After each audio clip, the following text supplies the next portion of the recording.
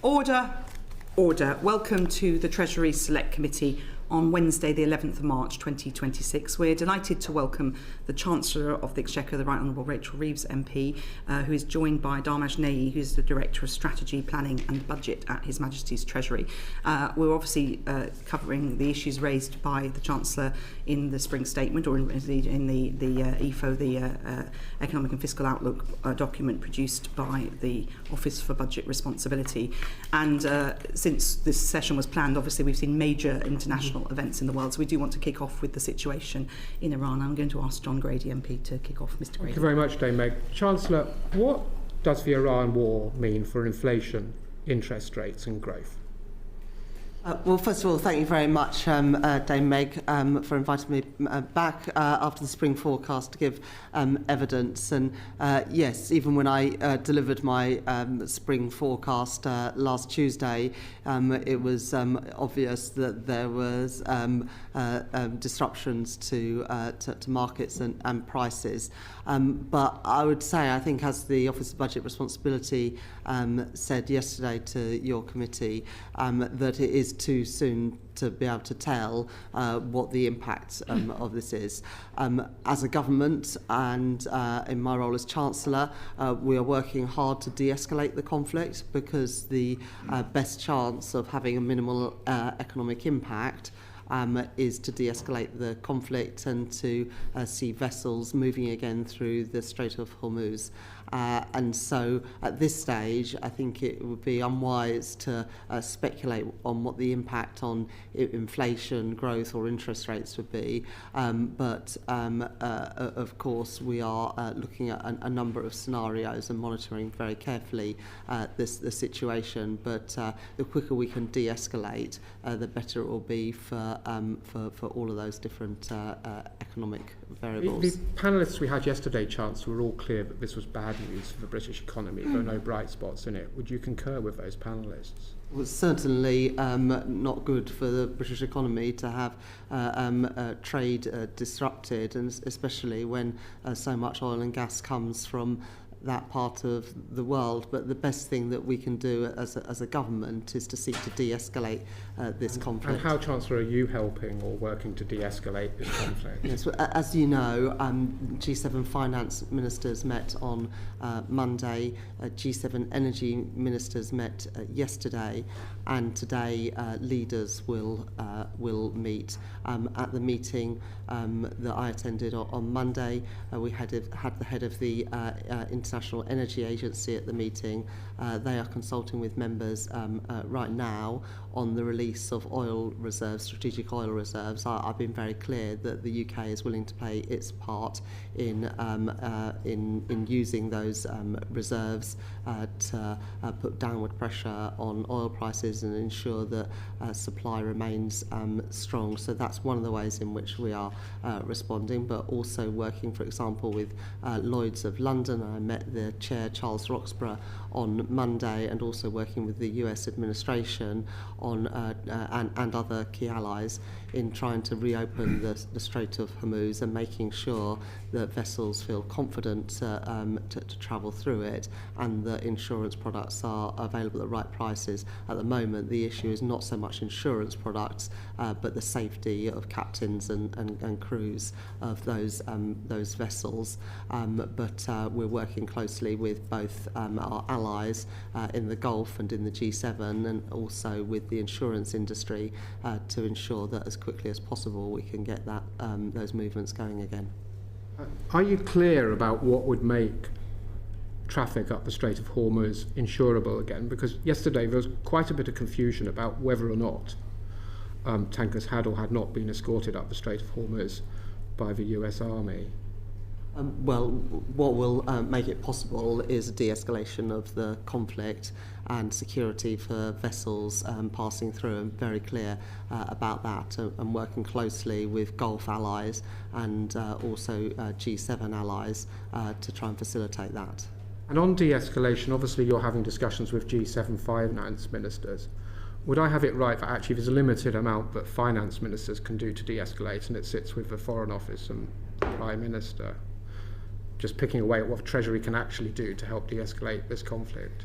My primary role in all of this is to monitor and respond to the economic impacts, but of course working closely with my US counterpart, Treasury Secretary Scott Bessent, and my European counterparts.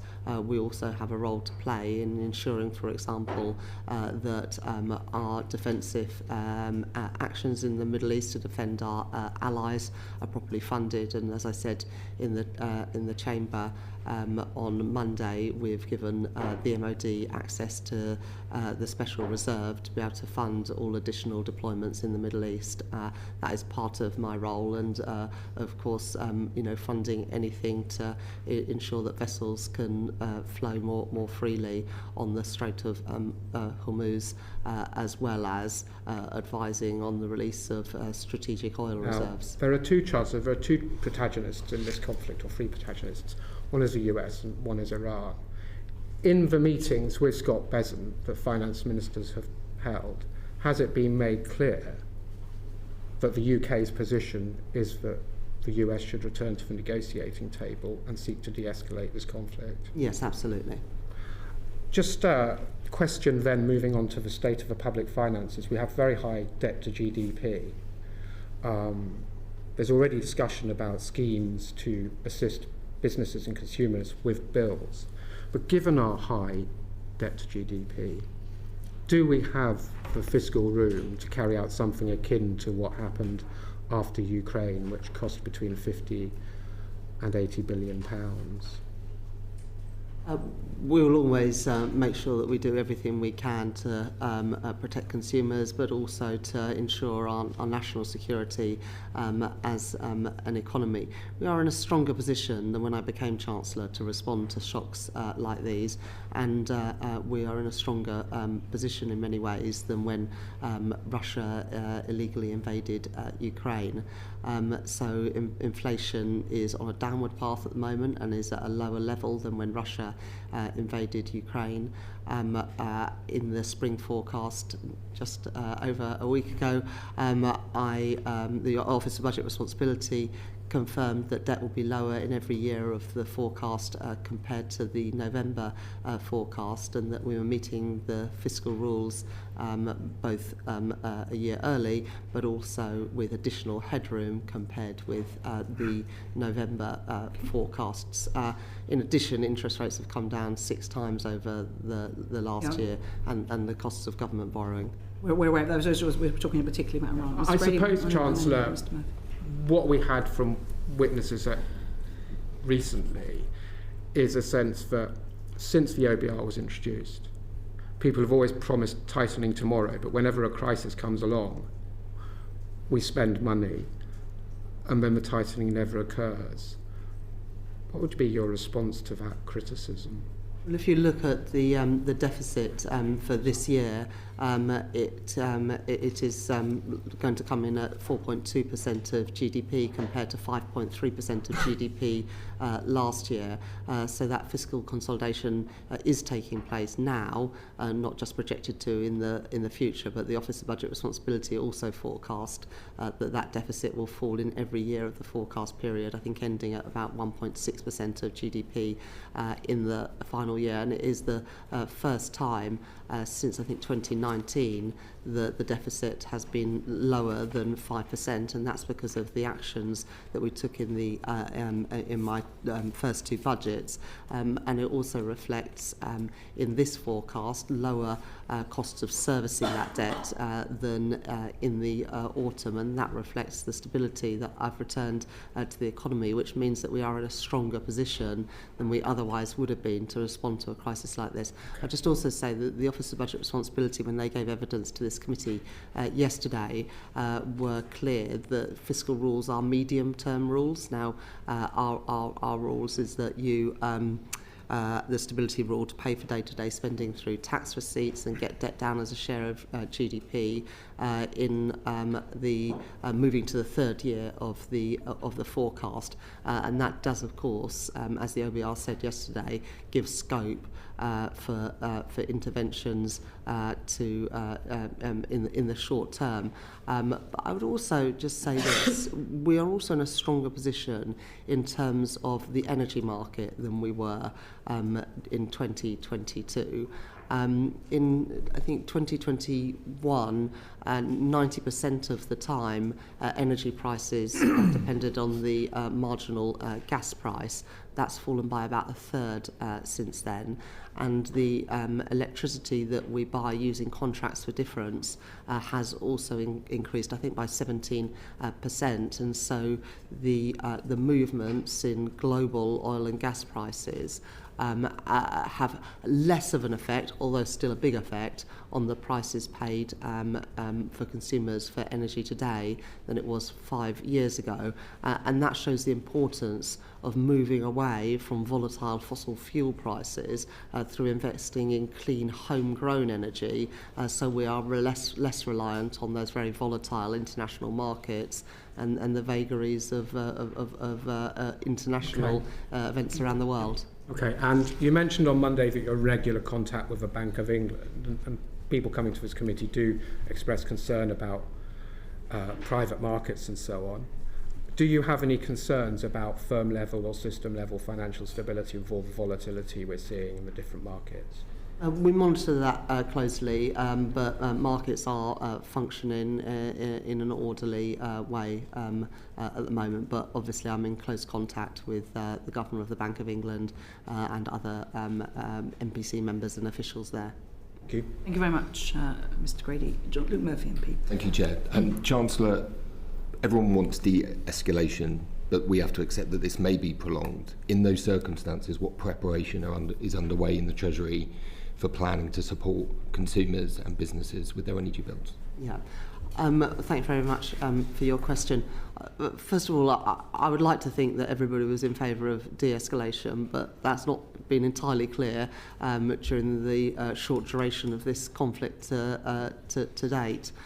Both the Conservatives and Reform, when the conflict began just under 2 weeks ago, were suggesting that the UK should be engaged in offensive action against Iran in the Middle East. We made the decision that would be the wrong choice. But the question was about preparation. Yeah, well, the question was also about de-escalation.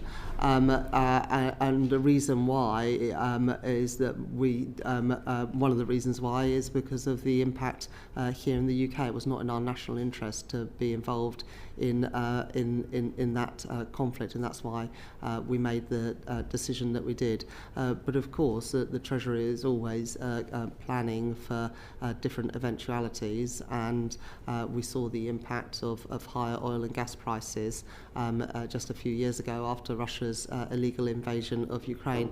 But as the former Chancellor of the Exchequer, Jeremy Hunt, said in the Chamber on Monday, it is too soon to know the impact of this crisis and to take policy response. I'll also just say that the energy price cap does protect consumers, and in April the cut in energy bills will go ahead despite what is happening in the Middle East at the moment. And so on average, despite what's happening in the world, domestic energy bills will go down by £117 on the 1st of April, and that will last until the end of June. Thank you for the answer. So too soon to take decisions, but not too soon to prepare. And I wondered whether you had any views on whether the government is better prepared or in a better place to offer more targeted support, energy bill support. The previous government had to offer quite broad-based support, costing £78 billion. What developments in policy have happened under this government to allow more targeted support, should it be necessary? We're looking obviously at a whole range of different scenarios, but one reason why any future package, if it was necessary, will be more affordable is that we are now less reliant on international energy price movements than we were when Russia invaded Ukraine, because we have invested more in homegrown renewable energy, which is not subject to this price price volatility because it's purchased through contracts for difference. Now, over the next few years, we'll be more insulated as more of that renewable energy comes online, and as we build the infrastructure to better connect it to the grid, and that will be facilitated, of course, by the Planning and Infrastructure Act, which was passed at the end of last year. But even in the last 5 years, we have become less reliant on those international energy markets. That's not to downplay the significance in movements in global oil and gas prices, but the context is slightly different than it was when Russia invaded Ukraine. The question on targeting, so I think just to return to that, is there work, or should the Treasury be beginning work with the Department for Energy Security to look at more targeted schemes to support consumers, even if it's planning and even if those decisions don't need to be made? Yeah, of course we're working on different ways in which to protect people, including more targeted support. In the spending review last year, we expanded the warm homes discount to an additional 3 million lower income families as well. So in addition to the £150 on average that we took off people's bills from April this year, an additional 3 million households will get £150 on top of that, taking their total discount to £300, and that was targeted at the people who struggle most with their energy bills, those on the lowest incomes, both families and pensioners. And finally, I asked this question in that the electricity generator levy, I believe, is set at £75 per megawatt hour. Do you believe that is set at the right level for it to be activated, or is that something that the Treasury should be looking at, and should it be potentially be considering whether it should be extended beyond 2027? Well, both the Energy Profits Levy and the Electricity Generators Levy play an important role in stabilising the cost of any intervention, and both of those were set that they are only activated when prices are at an elevated level, and they were brought in by the previous Conservative government to ensure that those packages of support were perhaps a bit more affordable than they otherwise would have been by taxing those windfall profits. We're not at the moment looking at any changes to the electricity generators levy, but of course it will be activated in the circumstances that prices remain elevated. Just a quick question from me, if I may. The electricity generator levy, of course, a lot more electricity now is fixed price under CFDs and the like, so presumably all other things being equal, it would raise less than it did before when there was more merchant capacity. And at the same time, we want to see more investment in the North Sea, arguably, and there's a lot of complaints about the taxes, the windfall taxes on oil and gas companies. They were critical to offsetting some of the costs of the preceding relief. So does this make any kind of form of wider scheme of relief more difficult, because those two offsets for it are maybe less strong than they were 4 years ago? On the electricity generators levy, it goes to the point that I made earlier, that less of the price of our energy bill is determined by the marginal gas price than it was when Russia invaded Ukraine, which means that those prices will not go up in the same way that they would have done previously, because we're paying a set price for them. So that is welcome.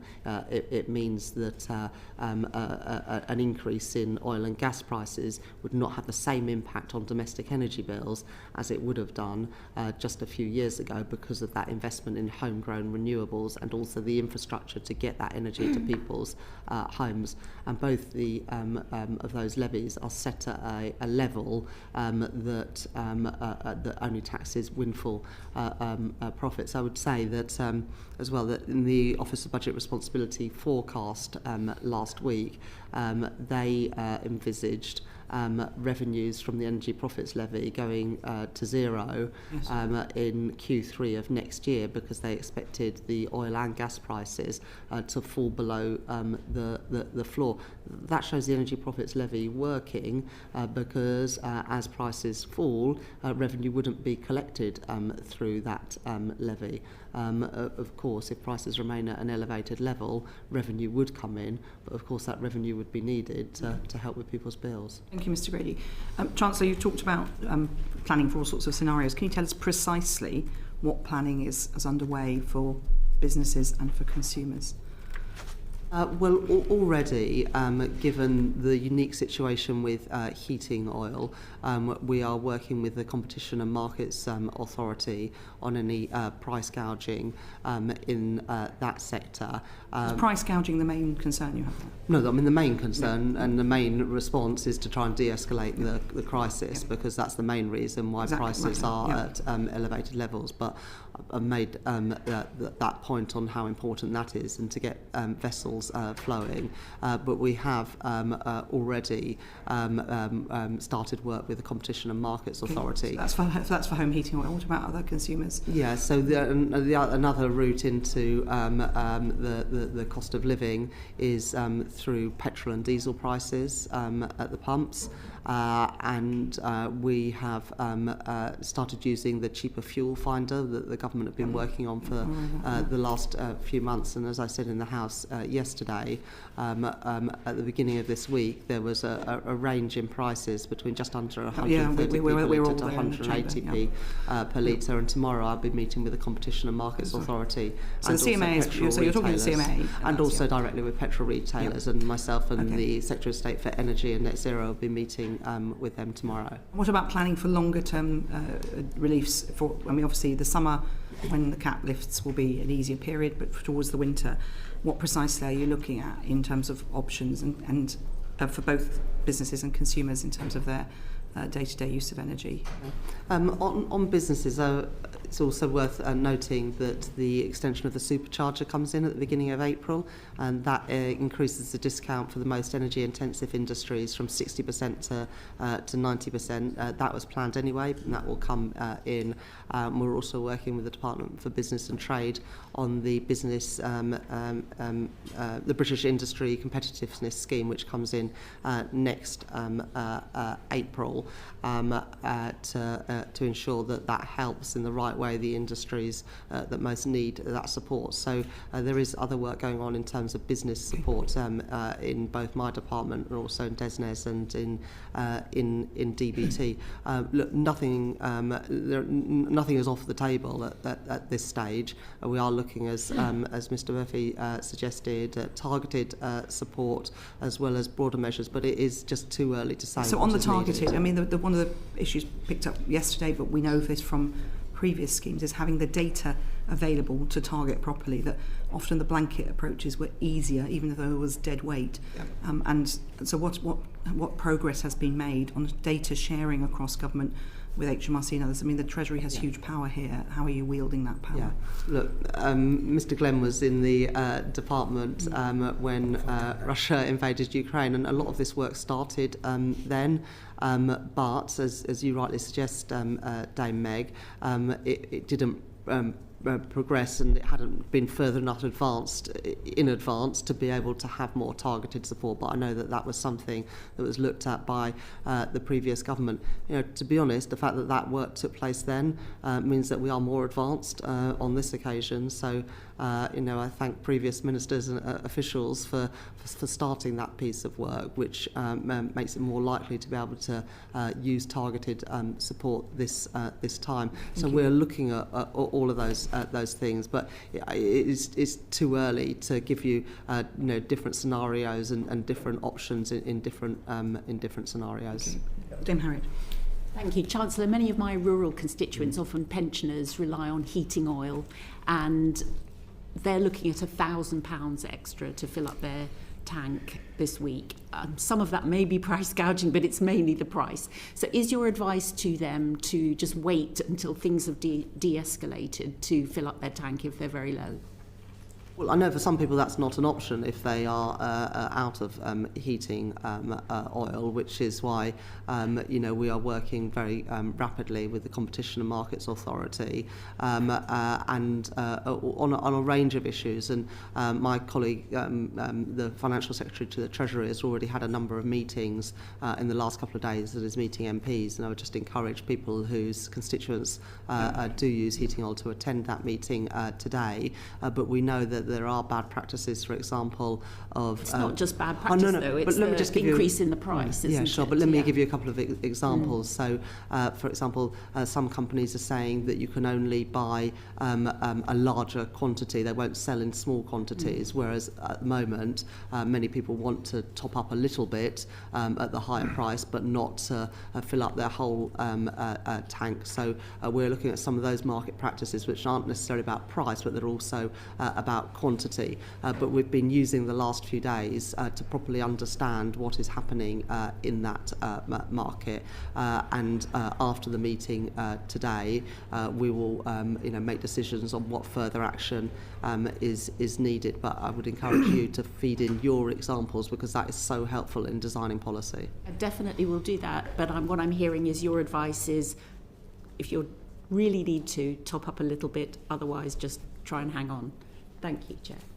And I would say to businesses providing heating oil that it is not right to say that you will only sell in large quantities at the moment. That's not fair on customers, and I would encourage consumers to push back and to shop around in circumstances where they're being told they can only buy a large quantity at a very high price. Thank you.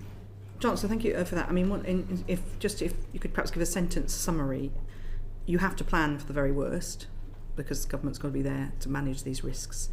So what's your message to the British public about if the de-escalation doesn't work, and we're still in a situation in the autumn coming into the winter when this will really hit households hard? What I would say is that we are much too early, less than 2 weeks into the conflict, to have any certainty about what things would look like when the next energy price cap is determined at the end of May for July. And we will work flat out to try and de-escalate this conflict, and crucially, from an economic perspective, to get vessels moving again in the Strait of Hormuz. But myself and the Prime Minister have been very clear, and I would encourage people to judge us on our actions around tackling the cost of living challenges that people face, and whether it's the £150 off of bills from April, the freeze in prescription charges, the freeze in rail fares. We recognise that for too many people the cost of living is still a real day-to-day challenge, and we will do everything we can to support. So are you able to just say we are making plans if there are? As I've already confirmed, we're looking at all eventualities, but the root cause of this is the challenge in getting oil and gas out of the Middle East, and so the best way to deal with this is to address that at the root. Great. Chancellor, could we turn to growth? You're 20 months into a 5-year, so a third of the way through this term. You've talked about the National Wealth Fund, planning reform, a new industrial strategy as some of the things that you've done to drive growth. But if we look at some of the OBR's assessments, obviously there's been an upgrade, a modest one, very modest one for the next 2 years, and a downgrade for this year. One of the issues that is around the cost of employment and the cost of energy, which is actually putting a real impact on unemployment. How would you now, a third of the way into this Parliament, characterise your progress on your growth mission, and what do you think are the sort of main policies that are going to deal with those pressures on employment? Yeah. So last year we were the fastest growing European country in the G7, and that's also forecast to be the case this year. But the truth is, growth both here and around the world, especially in advanced economies, is not as strong as we would like it to be, which is why I've always said that growth is the number one mission of this government. And obviously growth and the cost of living are closely intertwined, because the cost of living is always higher if your wages are not keeping up with higher prices. Now, the Office of Budget Responsibility forecast that the average person would be £1,000 better off by the end of this Parliament than they were at the start. That's a huge improvement compared with the last Parliament, where people were worse off on average at the end than they were at the start. But I'm under absolute no illusions that there's more to do, both to grow the economy and to ensure that people feel in all parts of the country the benefits of that growth. And there's a number of things coming in this year that I am confident will have a positive impact. So, for example, the Planning and Infrastructure Act that I mentioned earlier only got royal assent at the end of last year. That now comes into effect and will make it cheaper and quicker to build vital infrastructure, including energy infrastructure, and particularly the infrastructure that will get the energy from the projects, whether that is offshore wind, onshore wind, solar, to people's homes. That comes in. The Planning and Infrastructure Act is now in force and is making it easier to get those things built, as well as things like digital infrastructure and data centres, house building, which is obviously crucial, and transport infrastructure as well. A number of other things also come in this year. So the Pension Schemes Bill is currently working its way through Parliament at the moment. If that gets royal assent in the second quarter of this year, that will free up more money for investment in private assets, both venture capital and infrastructure. Can I just interject there briefly? I don't think anyone would dispute the potential for those things to make a meaningful difference. But I think we have got to address the immediate context that the country faces at the moment in terms of the cost of employing people and what that is actually, what behaviours we're seeing on the ground. We've seen the OBR talk about the higher labour costs, and I think energy costs for small business, even if there's a plan to reduce them over time, are materially impacting growth in this year. And I acknowledge, be straight and fair on these matters, but the growth trajectory for this year is significantly down. Do you not think that interventions to deal with that problem in the labour market, with unemployment rising up, particularly for young people, is something that needs a more urgent intervention than some of those medium-term measures you've alighted on? Yeah, I wouldn't say that they were medium-term measures, because they're things that are coming in this year. But let me address employment and then energy. The Youth Guarantee scheme that I announced in the budget last year comes in the next couple of months, including the job guarantee for young people who have been out of education, employment or training for 18 months. We're also tilting the apprenticeship scheme so that there are more apprenticeship opportunities for young people, because many of the apprenticeships, and there has been a fall in apprenticeships, but many of the apprenticeships are increasingly offered to older workers, and of course we want people to be able to reskill, but we do want the apprenticeships to particularly benefit younger people. So I do recognise some of those challenges, which is why we are doing something about it. We did make the decision to increase national insurance in my first budget, and that's because we needed to properly fund public services, including the National Health Service, which got a £29 billion a year uplift. And so I do recognise, and it's a valid argument to say that that should not have happened, but if that didn't happen, we wouldn't have been able to put the money into the NHS and reduce waiting lists. And reducing waiting lists in the NHS is also good for business, because it means that more people are available for work and the workforce is healthier. But I do recognise there are particular issues around youth unemployment. A lot of that, with respect, we inherited with a big increase in the young people not in education, employment or trading. But we are facing into that with actions coming on stream from next month. Let me also say something about energy costs. The supercharger was something introduced by the previous government. And what we're doing is we are increasing the generosity of it. So at the moment it provides a discount for around 500 businesses of 60%. And we're extending that to 90%, and that happens from April this year. But we do recognise that, that there are many other businesses outside of those 500 who also face high bills and are energy intensive. And so what we are introducing from next April is this new scheme which benefits around 7,000 businesses, focusing on the foundational sectors of the economy and also the industrial strategy sectors. Now, you know, if you say, would you like to bring that in sooner? Yes, absolutely I would. Well, no, I'm not going to say that. Well, I say it regularly.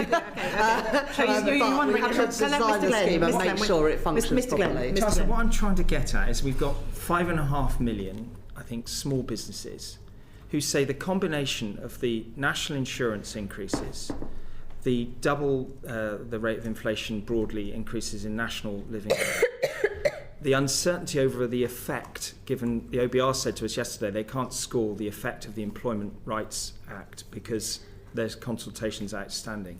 That gives a completely different context for all of those small businesses around whether they will employ somebody. And if you look at the youth unemployment at over 16%, I think it's higher than the average in the EU, it feels like what you're talking about has theoretically a macroeconomic effect over time. But in the short term, the OBR and most surveys are saying, you know, confidence in employing people is just not there. Do you think your measures are the right ones to actually move the dial in the immediate term? Well, if you look at the OBR forecast and the things that they have taken into account, they've taken into account, for example, our increase in capital spending, and say that will have a positive impact on the size of the economy. And they've taken into account some of our planning reforms and say that they have had a positive impact on the size of the economy. They have not scored negatively the Employment Rights Act. Well, it's hardly likely to be positive, is it? Apart from it gives people greater security. So if you know that you'll get sick pay from day one, that means you have a bit more confidence to spend the money that you have. What does it do for an employer who's anxious? Well, no, because I think you have to look at these things in the round, because if you are a worker on a 0-hour contract and you don't know next week how many hours you're going to get, it is very difficult to be able to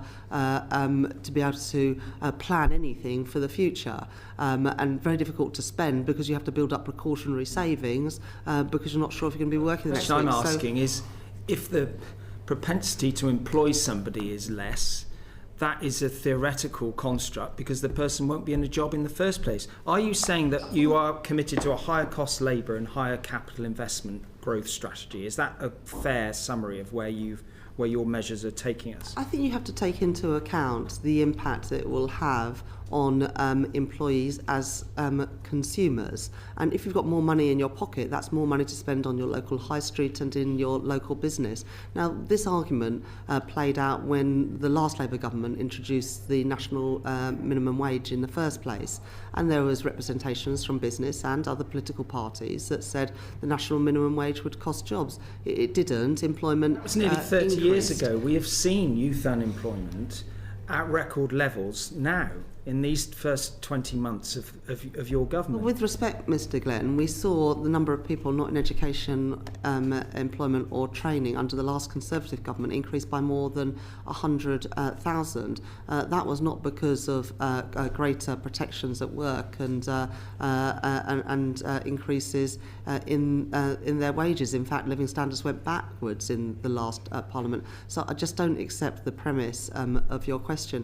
But it's the argument, do I think that working people should have more money in their pockets to spend in the way that they choose and have security from going out to work? Absolutely, I do. And do I think that would be good for the economy? I do.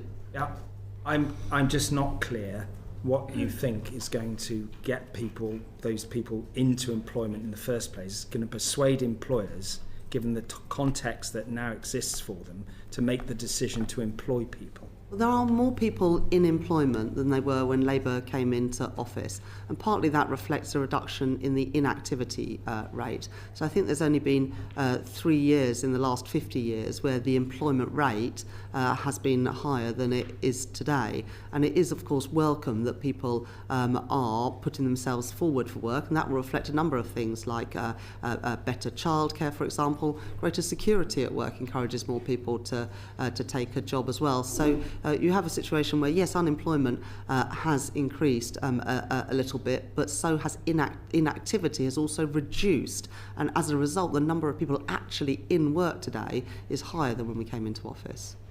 Thank you. Mr Murphy. Thank you, Chair. I mean, just on this point of the employment rise, isn't there an argument that actually this will lead to more productive employees? Because there's a lot of evidence that shows that greater security will lead to more productive employees, which is actually better for business. I mean, is that part of the theory of growth as well? I don't believe in a sort of trickle-down economic theory of growth where you make better off people a bit better off, and eventually that affects the ordinary person in your Basingstoke constituency or my Leeds Western Pudsey constituency. I believe that growth comes from the bottom up and the middle out, and that if working people, who are the vast majority, have a bit more security and a bit more money in their pockets, then the economy would be stronger. The reason the economy has been weak for the last few years is that living standards have gone backwards, which meant people, after paying their rent or their mortgage and their bills and the weekly food shop, had very little money left to spend on other things, and that's not good for businesses, particularly high street businesses and small businesses. And that is what we are trying to turn around, not just growth for growth's sake, but growth that actually is felt in the pockets of working people and makes working people better off, and also growth in all parts of the country. And it has been the case that for too long the government has relied on too small a part of the country and too few industries, and that has not delivered the balanced growth which has benefited people in all parts of the country. And that's why you've got such high levels of both regional inequality and absolute inequality. Thank you, Chancellor. In fact, when I asked a question in the House on the statement on this issue, you were quite passionate about growth across every part of the UK, and you obviously talk about growth all the time. You're challenged, obviously, especially in the current climate. But how can you just espouse your vision for delivering that growth in every area of the UK? What will that feel like? I remember back in 2011 being on the doorstep in Pudsey. A woman in a lovely semi-detached house, a car in the driveway. Her husband had gone down to a 4-day week, but she was pleased that he still had the job. She was in a part-time job so she could spend time with the children. She just wanted them to get a good education and had a parent with health problems. The classic family. I often think of that woman that I've had that conversation with. How is she going to benefit, and how are you going to deliver that growth in this term of Parliament? What will be delivered by the end of this Parliament? Give us your passionate vision for this, because we want to see where your passion is, Chancellor. Thank you very much for that story. And I think probably all of us will have in our mind, somebody we've met. I remember meeting a woman a long way from my constituency down on the south coast in Worthing, and between her and her husband, I think they had 5 or 6 jobs. They had a young child that lived in private rented accommodation, and the woman said to me, "I just wonder whether we're doing something wrong." And that stuck with me for a long time, because her and her husband were doing everything right, but the economy wasn't working for her and her family. And this idea that every generation does better than the last, for her, that just didn't feel like the case, and she was worried that for her young child that wouldn't be the case for What are you saying to her now about what your plans will deliver, or you hope? So look, we've got to grow the economy. That's why it's the number one mission of this government. But it's got to be felt in the pockets of ordinary people in Worthing, in Hackney, in Leeds Western Pudsey, in all parts of the country. And that means more good jobs, paying decent wages that you can afford to raise a family on. So that is the vision. That is what I want to see. How are we going to go about it? My economic strategy is based on stability, investment and reform. So stability, which brings down interest rates and gets inflation low and stable, and government borrowing costs down, so we have more money money to spend on the things that actually matter, like a good education and good hospitals, rather than paying £100 billion a year on just debt interest costs. So stability is the first plank, then investment, and that is a combination of public and private. And I believe in a strategic and active state that gets involved, doesn't just step back, but steps up and works with businesses to unlock opportunities. And there's massive opportunities at the moment in areas where the UK is really good, in life sciences, in new technologies, in defence industries. But that requires a government that doesn't just sort of say, oh, well, we'll leave energy costs to the market, or that says, it doesn't really matter where things are made or who makes them, just that we can use these technologies. Well, I think it does profoundly matter where things are made and who makes them, and I want the jobs and I want the opportunities here in Britain. So a combination of the higher capital spending that I was able to unlock because of my fiscal rules, the creation and the better funding for the public financed institutions, whether that's UK Export Finance, the British Business Bank, or the National Wealth Fund, and then leveraging in that private sector investment. And one of the success stories over the last 18 months is that investment in the UK, public and private, has been higher than all but one G7 economy. It is the first time in a long time that we could say that, because it has been our investment performance which has been particularly weak, which contributes to the weaker productivity growth that we've seen.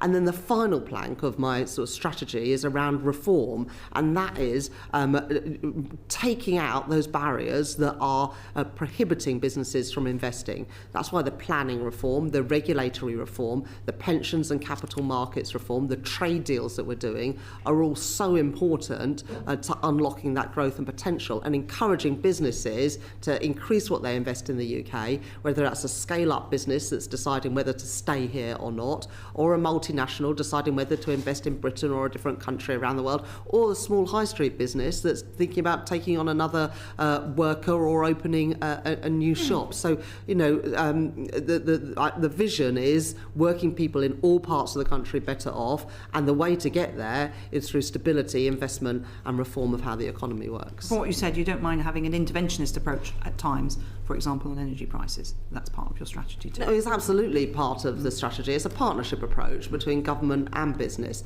There are some things that that business can't do.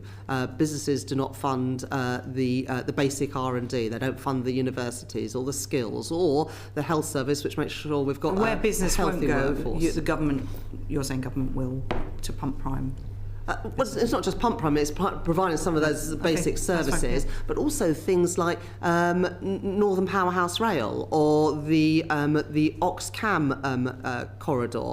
There is a role of government in making sure the infrastructure is in place to connect people and jobs, to build the housing, to make sure that you've got the reservoirs, that you've got the energy infrastructure going to the right places. But there's things that government can't do. We're not going to innovate in life sciences or in defence. We've got brilliant industry, brilliant businesses to do those things, and great new businesses emerging as well. But it's up to government to partner with those businesses to unlock the potential. Thank you. Bobby Dean, MP. Thank you, Chair. Chancellor, you just mentioned about the potential for the private and public sectors to work together. I recently guested on a PAC committee where they looked at the public-private partnerships in delivering social infrastructure in the past and the lessons that can be learned from that. Is that something that the government will look to do again, learn the lessons of the past public-private partnership investments in social infrastructure in schools and hospitals, and start to look at that model again? I think it is easier to do those sorts of models where there is an income stream than in areas where there isn't. I think there is some role, and in the NHS in primary care, the health sector is looking at some options there. But in other areas, like for example, the Lower Thames crossing, that will be primarily privately funded. Similarly, the investment in Sizewell C as a sort of consortium, including the government, but also including Exchequer, one of the Canadian energy pension funds, and EDF, the French energy company. Those are the more obvious places to put yes, it. They are more obvious places. But the hospitals programme, for example, lots of people in a long queue, NHS Confederation saying, actually, maybe we need to look at PPP again. Obviously, there's some political scarring from how it went in the past, but are you open-minded to that? I'm open-minded, but we have absolutely got to learn the lessons from the past. And Department for Health have come up with some proposals around primary care. We're interested in working with them on those, but we are primarily pursuing that approach in areas where there is a clear income stream and where private expertise is particularly valuable. Thank you very much, Ms Lee. Yuan Yang MP. Thank you, Chair. Chancellor, at the last budget you made a significant investment in special educational needs of £4 billion per year, and you faced many different competing pressures from various departments. I was wondering if you could outline why you chose SEND as a particular focus for investment, why that was a particular priority for you, and also whether the picture of the impact of that spending on other departments has become clearer since the autumn budget. So the Department for Education have been working for a while on reform through the schools white paper, including for children with special educational needs. And every week in Parliament, whether it's Prime Minister's questions or something else, and every week in all of our surgeries, we will have parents coming to see us. And whenever we visit a school, teachers talking to us about the serious problems in special educational needs.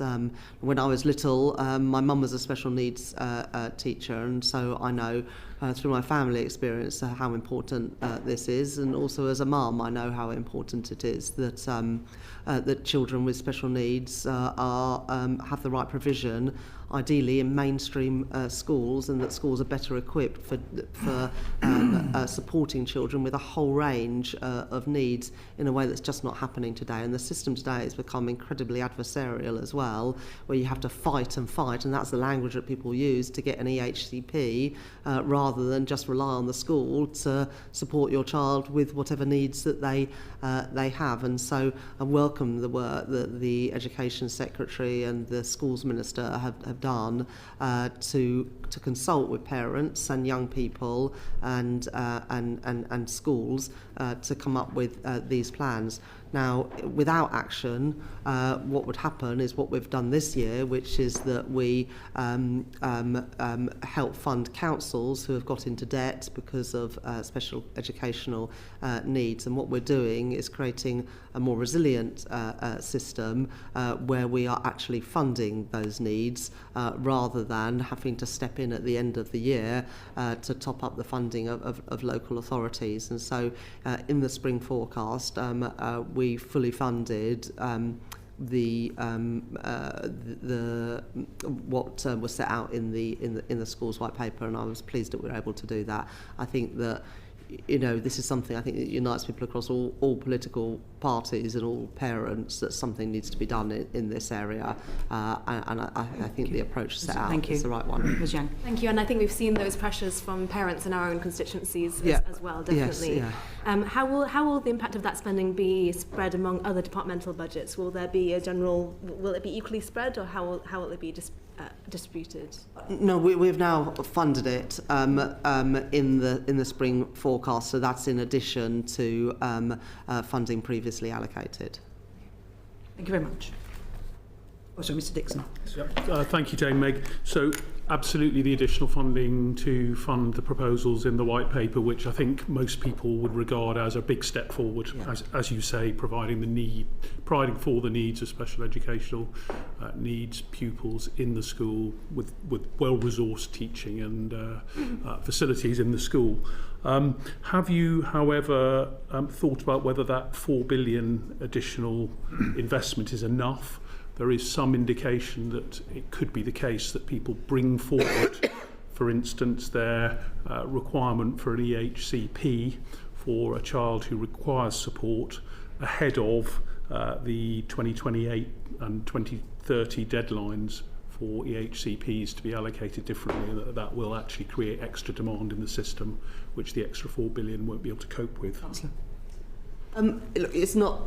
It wasn't my job to work out what the funding need was. That's the policy is for Department for Education to work through. But we made a decision as a government to fund this fully, based on the money that the Department for Education felt was needed to fully fund it.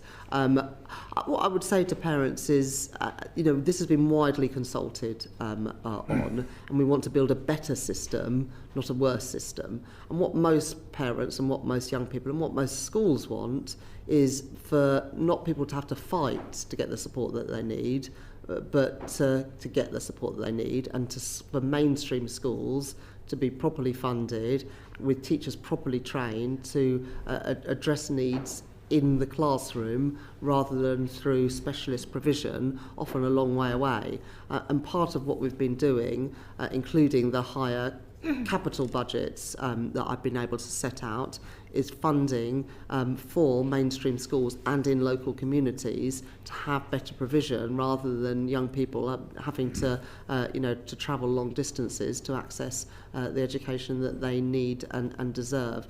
And so this reform is about moving to a better system, not making it harder for parents or children or schools to get the support that they need. Just one quick follow-up. So in 29-30, there's a requirement for the departments to fund something like £5.6 billion worth of SEND requirement, and that in turn has given you £5.6 billion extra headroom in the overall budgets. Is that just a sort of accounting sleight of hand? To increase no, but maybe I'll let Dharmesh explain. No, the funding that we provided for SEND was additional funding over and above what was set out at the spending review. The impacts of that are in the spring forecast. The change that happened in the autumn that the Chancellor set out was that this fund, the sort of burden of this has been on local authorities who have been accumulating debts over time, much of which we've now written off. But the funding for the Department for Education is funding to the Department for Education, which we've accounted for in the spring forecast. Thank you very much, Mr. Dixon. You and Young MP. Thank you, Chair. Turning to the other side of spending, to taxation, you've taken measures to narrow the gap between the way that wealth is taxed and the way that work is taxed, for example, at the last budget. Looking at over the remainder of this Parliament, do you think there is more to be done on narrowing that gap? So it took a number of measures, particularly in the first budget, but also in the second budget, to ensure that those with the broadest shoulders pay their fair share of tax. So we've got rid of the non-dom tax status entirely. We increased the rate of capital gains tax. We got rid of the loophole whereby private equity bonuses were being treated as capital gains rather than income, VAT and business rates on private school fees, and increasing the taxes on private jets. In the budget last year, in addition to that, we introduced the higher value council tax charge, which will come in a couple of years' time for properties worth more than £2 million.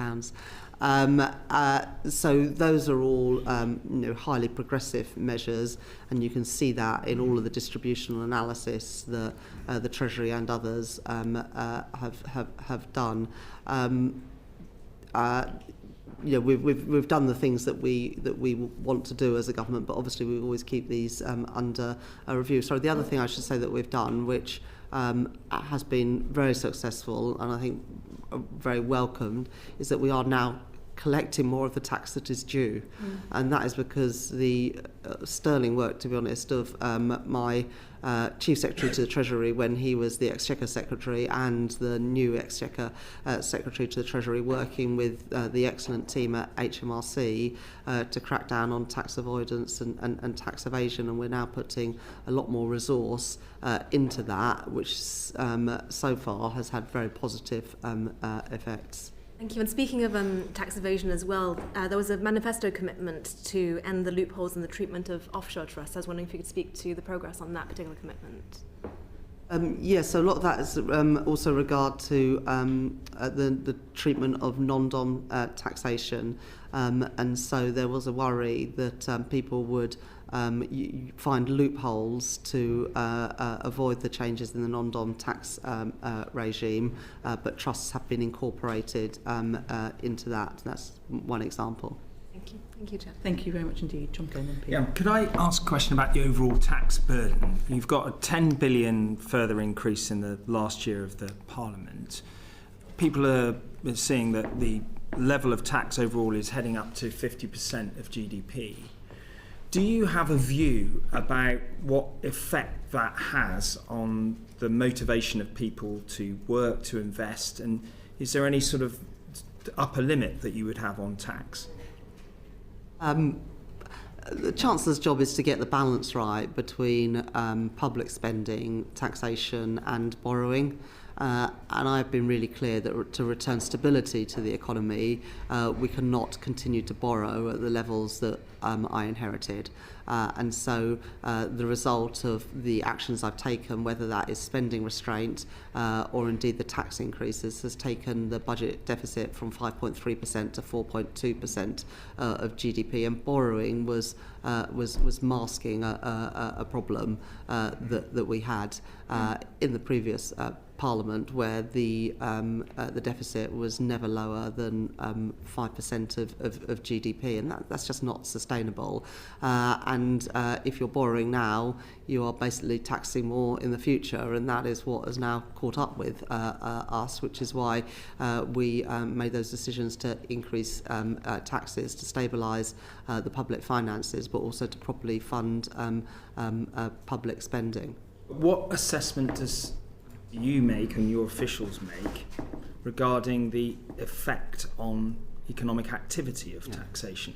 I mean, you arguably made quite a delicate judgment on capital gains tax and stuff to do with the city, but the overall tax burden, does have an impact in terms of people when they look at the UK. Do you recognise that, and what would you say to that point? Absolutely, and when we looked at capital gains tax, we looked at the rate that would maximise revenue, and obviously if you go beyond a certain rate on taxes, it does have an impact on people's marginal propensity to work. I don't think we are at those levels, but of course when we score any policies, when we look at the impact of any policies, we look at those policies in the round, including any negative effects, and also we have the Office of Budget Responsibility to help us with that, who will in the end make their judgments about the impact of policy. I mean, yesterday the OBR confirmed that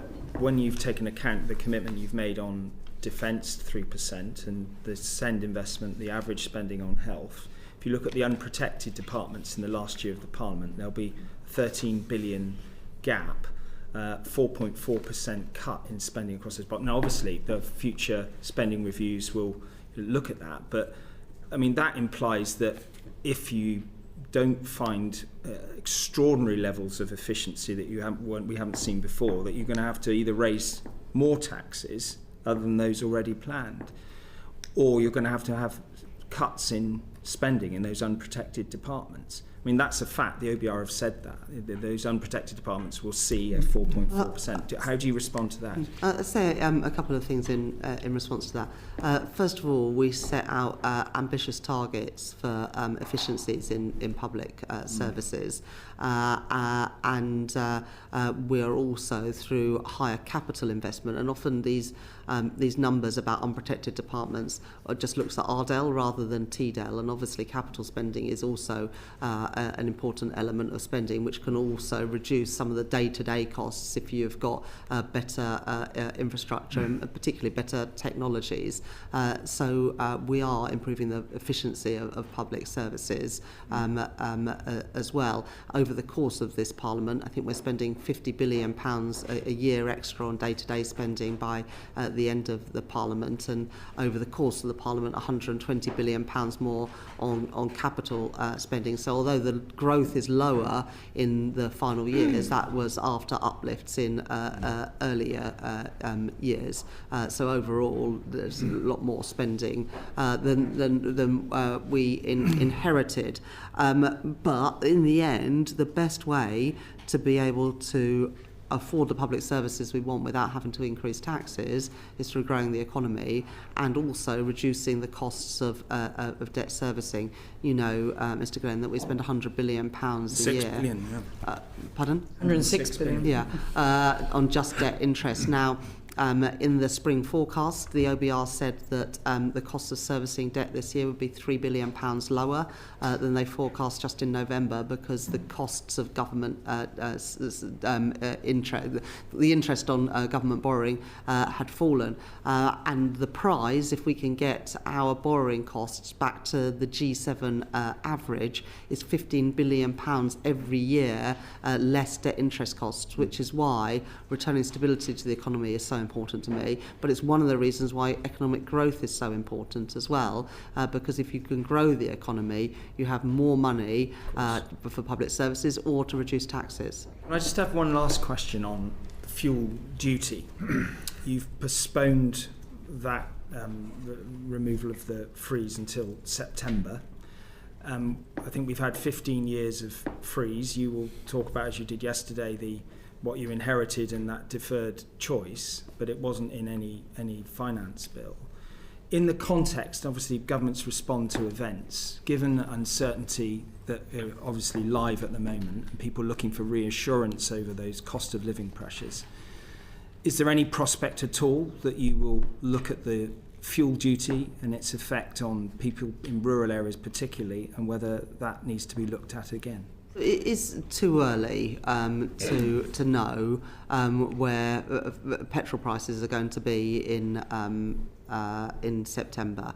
On Monday, oil and gas prices rose sharply.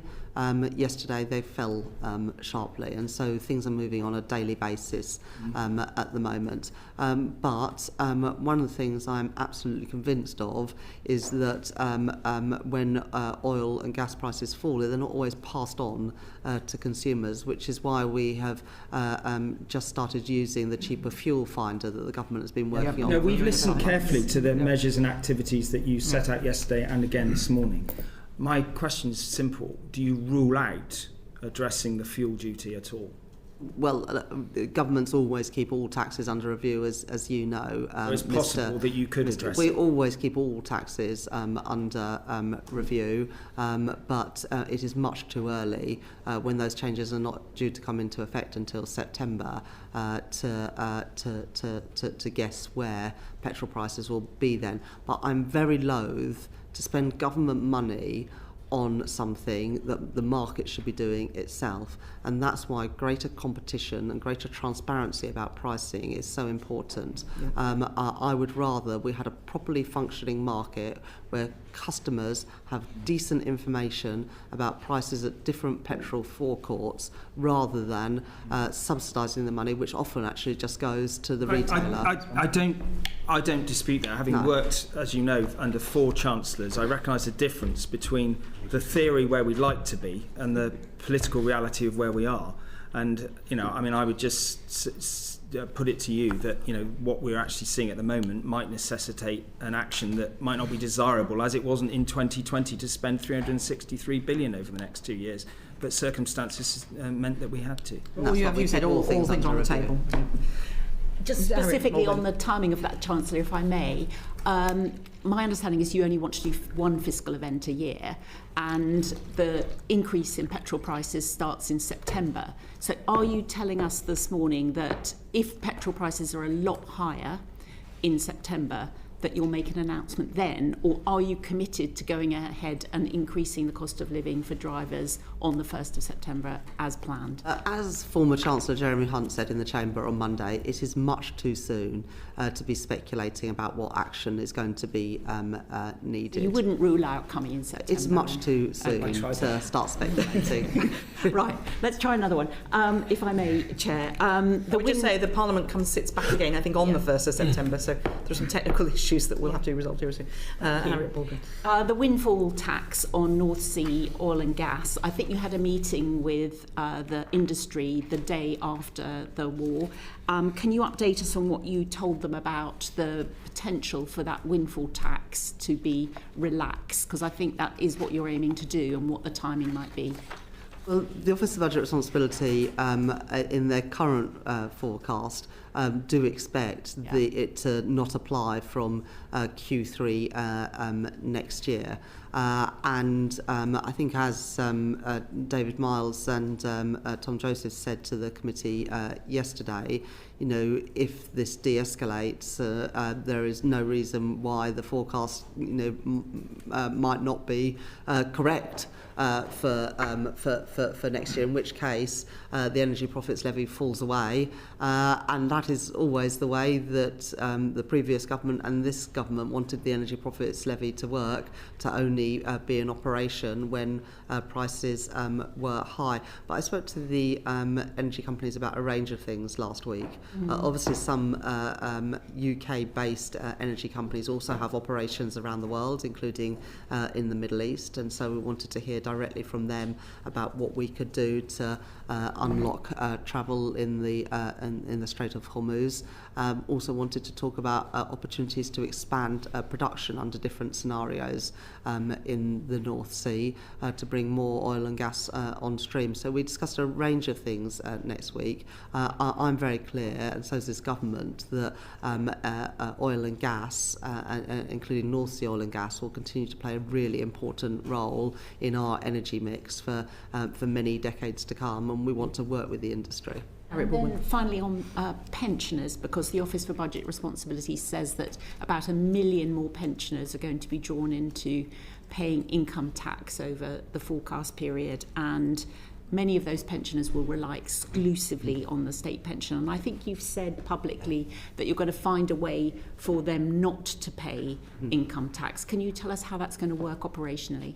Yep. So from the beginning of April, the new state pension is going to go up by £575 a year, and over the course of this Parliament, it's forecast that the new state pension will be £2,000 a year higher by the end of the forecast because of this government's commitment to the triple lock. Now, the previous government froze the income tax thresholds, and in those years, for those freezes, is when the new state pension will come into income tax if nothing is done. But I have committed to do something.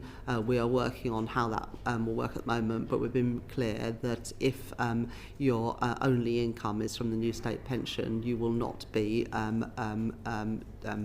subject to income tax during the course of this Parliament, and we'll set out details later this year on how that will happen. Okay, thank you. So, but if you earned a small amount of bank interest, or say you earned above the £500,000 threshold, or you had a small dividend, you would be subject to income tax. It's already the case that that most pensioners with any form of private income are taxed. We want to, of course, make that as simple as possible. But for the course of this Parliament, when we are in office, we will not be taxing people whose only income is from the new state pension. Okay, well, we'll see more to delve into there. Yes, and we've got to make sure that we have a system that works, but we are and committed to do that. And it's fair to pensioners who are at the margin as well, because there's a potential cliff edge, isn't there? Thank you.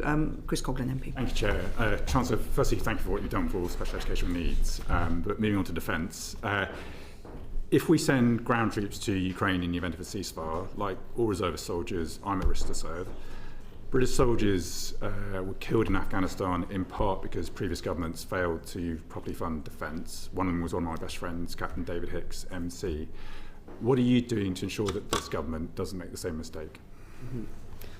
Well, first of all, I remember previously at this select committee you talking about your constituent and special educational needs, and I thank you for sharing that story.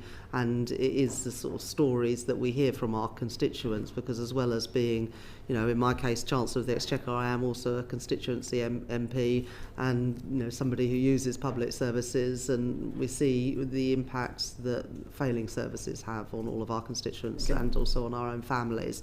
So thank you for raising your experience and also your experience about your friend in Afghanistan. It is important that we learn lessons from the past, and one of the reasons why we chose not to be involved in the US action a week and a half ago was because of some of those lessons from the past, and I think it is important to be cognizant of those lessons when we are asked to take military action. In terms of Ukraine, we would only be part of peacekeeping. It would only be after a ceasefire was agreed, and obviously we're working with allies as part of a coalition of the willing on what that would look like in reality. We have committed £3 billion a year for as long as it takes to support the people of Ukraine, and if there is a ceasefire, which we all hope there is, we would divert those resources in the appropriate way. Thank you. You've mentioned former Chancellor Jeremy Hunt quite a lot today. He, of course, called for defence to increase to 3% of GDP in the Chamber on Monday. Didn't do it himself. We heard yesterday... Different then. Always. we heard yesterday from economists that, in fact, if you strip out the risk-free rates, UK gilt yields are actually in line with the G7 average, and the UK has actually the second lowest debt to GDP ratio in the G7 right now. So what is holding you back from increasing defence to 3% of GDP now, given that it fits entirely in with your economic vision? Can I just add with my colleague, is hindsight a wonderful thing? Okay, yes. Chancellor. I agree with Dame Siobhan, as ever. Always wise. Always wise, exactly.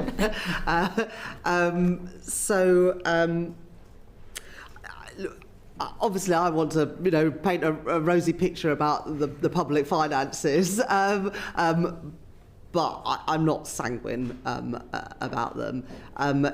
If you take out inflation, it may be the case that we have a lower real rate of interest. But you can't take out inflation because you have to pay for inflation as well. And inflation in Britain has been too high. It rose to more than 11% in the previous Parliament. It's down to 3% now. It's forecast to come down quite sharply, including because of the measures that we took in the budget, which take 0.4 percentage points off of inflation.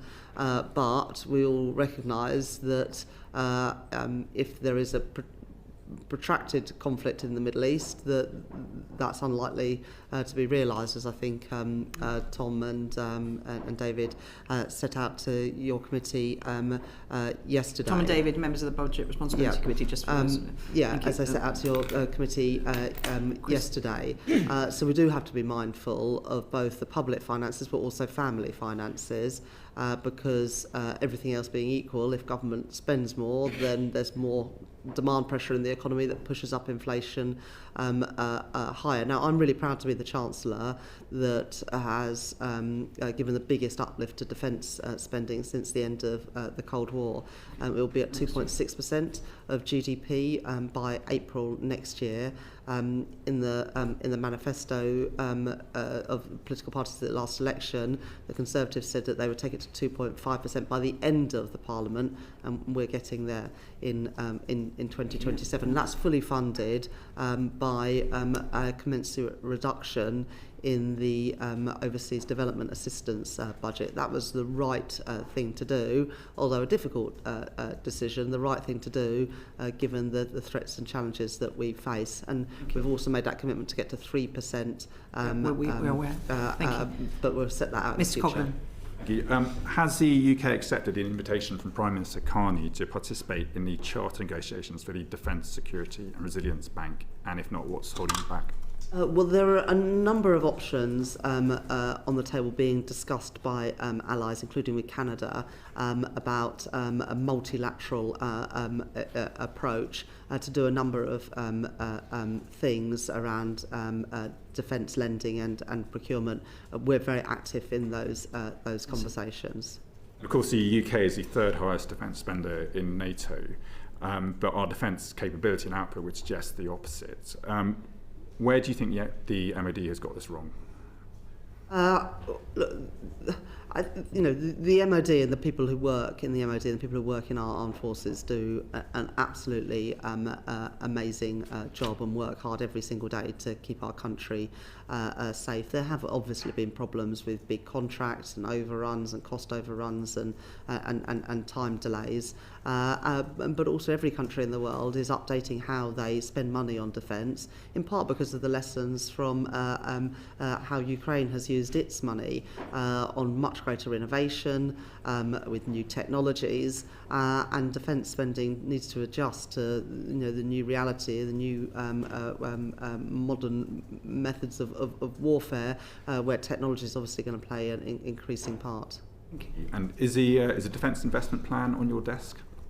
The Defence Investment Plan is on the MOD's desk. As I said, we've given the biggest uplift in spending since the end of the Cold War, but things are changing rapidly, as I said in my previous answer, in defence, and making sure that we spend that money wisely is obviously incredibly important. Learning lessons from how Ukraine has conducted its operations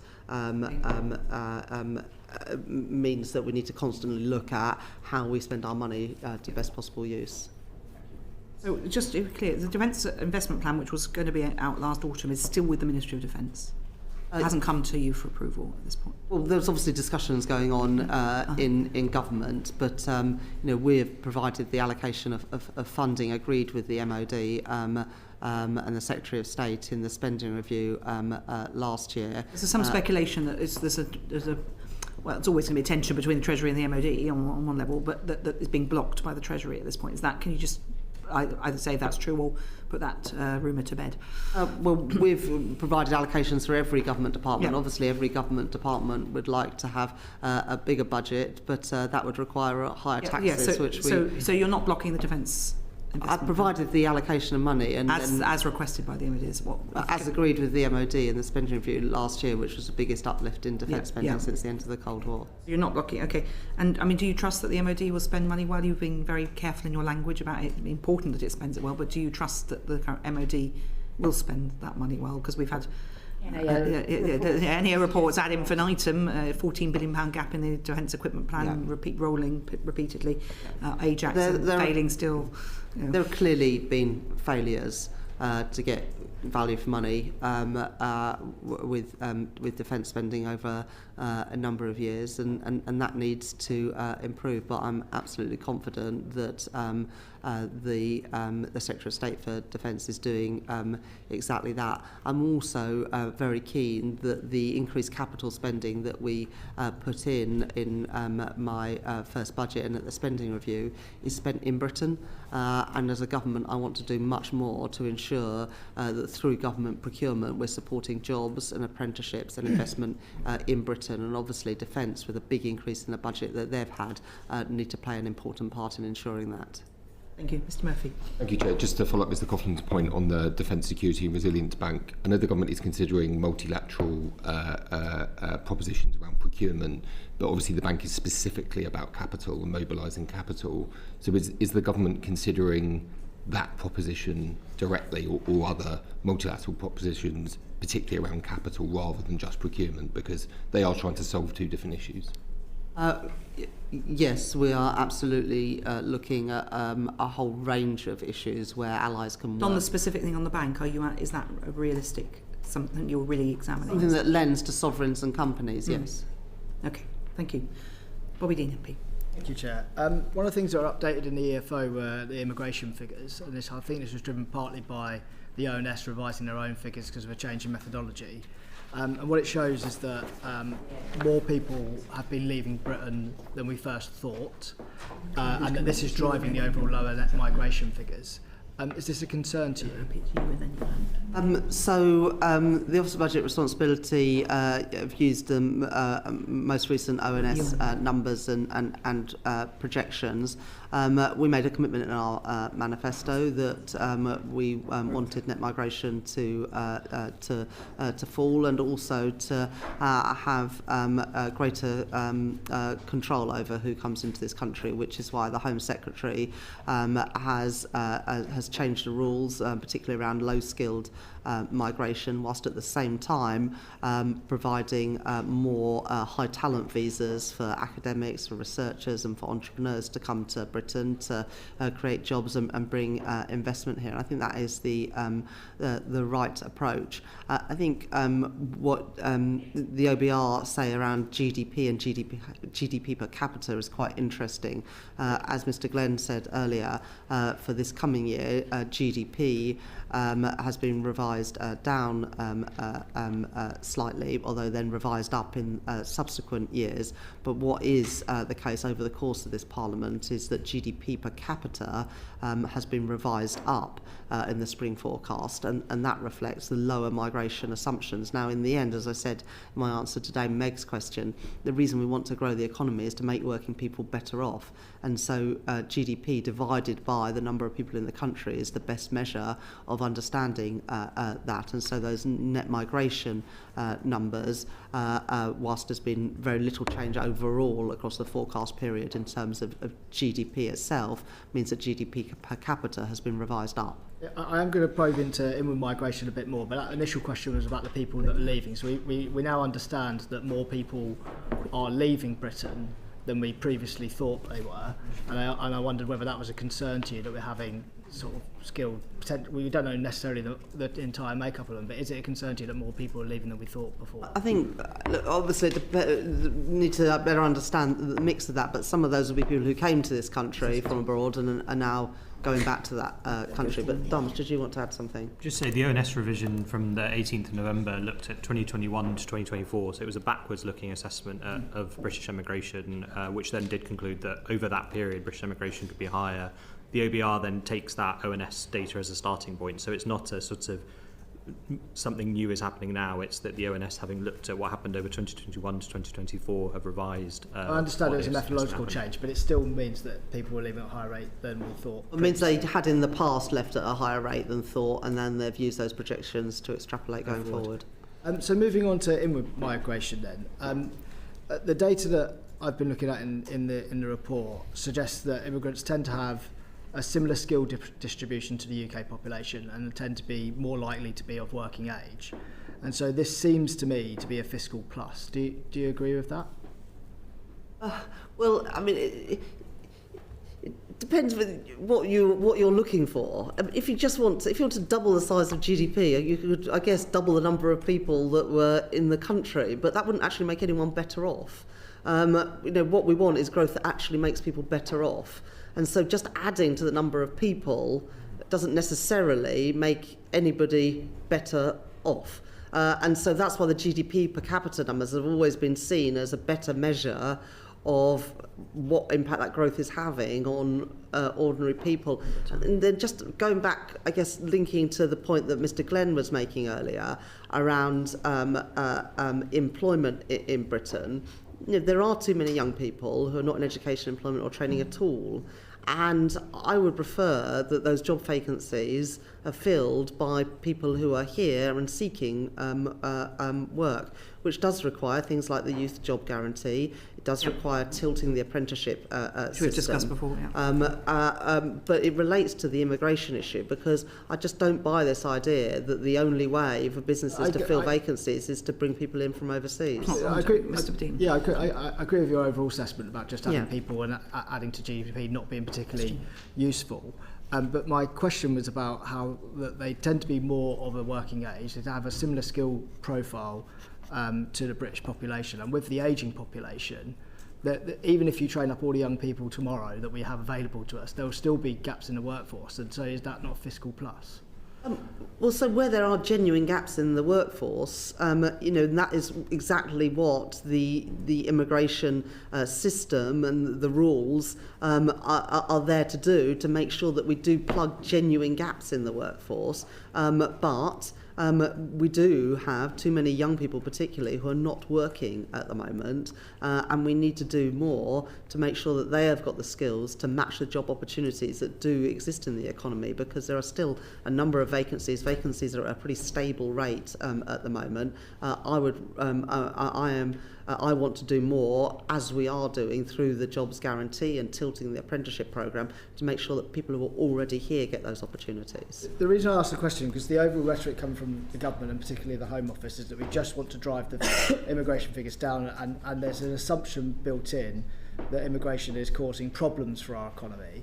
And I just wonder whether you in the Treasury have any tensions with the Home Office with that rhetoric, because there is some value to the economy too from migration. Yeah, there absolutely is, when we lack specific skills in the UK, but then that should also be a wake-up call that we should be training people up in those areas. If there is a part of the economy where we don't have the skills that we need, we should be training up more people who are already here to be able to do those jobs and benefit from them. So there's definitely not a tension here between the Treasury and the Home Office. I want to make sure that we've got an immigration system that plugs skills gaps, but also welcomes to Britain some of the best talent from around the world, whether that be university researchers or entrepreneurs that are looking for a place to do their work and to grow their business. But I do want to make sure that people who are already in this country are getting the opportunities, and that's why I've put so much extra investment, for example, into further education college and into apprenticeships, because I desperately desire our young people to be able to take the opportunities that exist in our economy. Thank you very much, Mr Dean. Yuan Yang, MP. Thank you, Chair. Chancellor, you mentioned the proposed changes to settlement criteria and to settlement periods. What modelling has the Treasury made of these proposed changes? Do you think it will be impact the fiscal stance significantly? All of the sorts of impacts we've seen on migration so far, so the fall from the highs in 2023 down to the OBR's assessment for this year is, I think, 200,000. Next year, also about 200,000. All of that is accounted for both in the sort of economy forecast and the fiscal forecast. Obviously, to the extent that changed going forward, that would be accounted for by the OBR in the next forecast. Have you made independent assessments of the proposed changes to settlement policy? Well, I think some of the detail of some of that is still being consulted on. I think there are sort of impact assessments in the normal way, and then the way we'd account for it formally in the forecast is after the policy has been firmly decided. The reason I ask is because the Home Office have set out their policy based on arguments around the fiscal impact of the net migration that happened during the Boris Johnson era.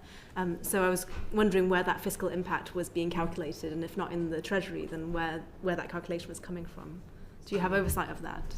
Well, we work closely with the Home Office as they do their regular impact assessments. They publish those around the time when they consult on policies as well, but obviously the final sort of arbiter and judge will be the OBR when they account for it in the forecasts. You've not made your own assessment within the Treasury of that fiscal impact?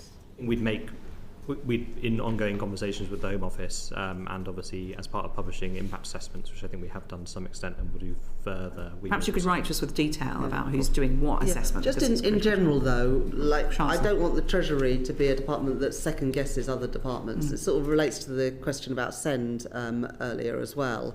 The Treasury are not there to mark the homework of government departments, but to work with them to properly understand the assessments. So I don't want a Home Office impact assessment and a Treasury impact assessment. No, but I think that's why I'm asking if you could write, because it sounds like that you're we do it together. We work on these things together. But it is pretty critical to the mission of the Treasury. It is, but we work together rather than having two different. But we just, I think, as parliamentarians, as Parliament, as the public, we just want to know what the thinking is and the assessment that's been done. Thank you very much, Ms. Yang. Dame Harriet.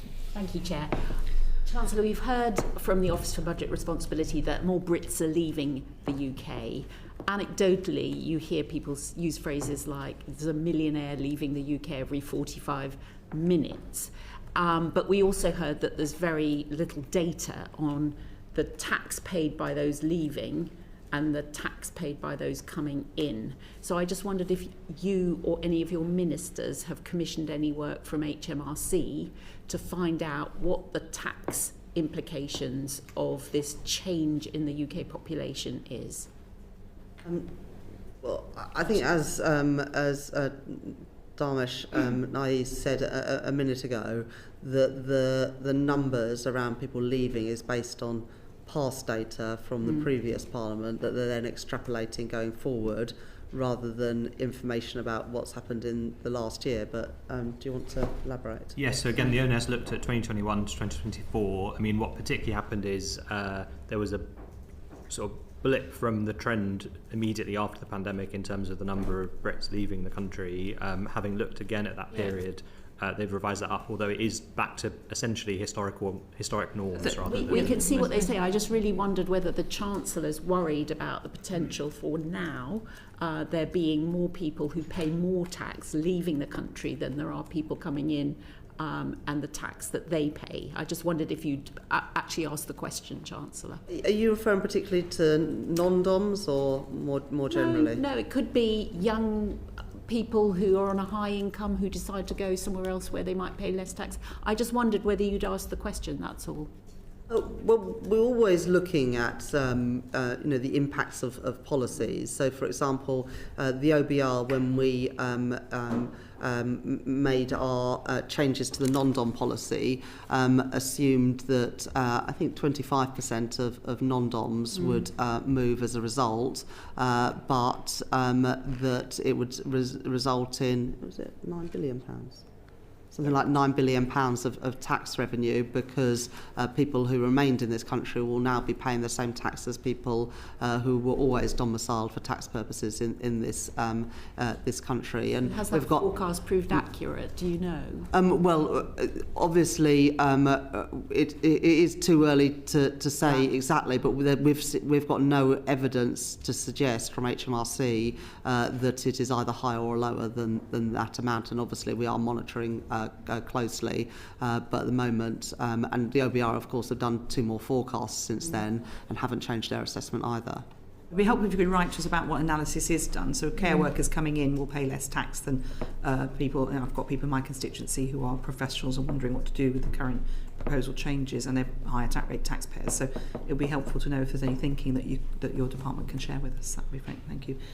Chair, and further to that point, the Migrant Advisory Committee, which is set up in order to provide quite reliable data, what work is actually happening to assess, let's say, for example, the aircraft engineer, the chemical scientists, the experienced cancer nurse, which obviously is really important for our NHS goals, who are writing in to MPs, and we've got a lobby today, I think, saying these leave to remain provisions are way too draconian, and this will end up in actually being a net loss to the economy. It's not just the fact that the taxation that they pay.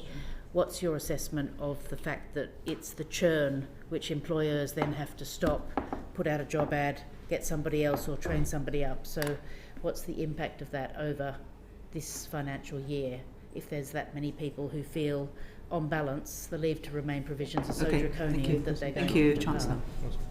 Being consulted on that.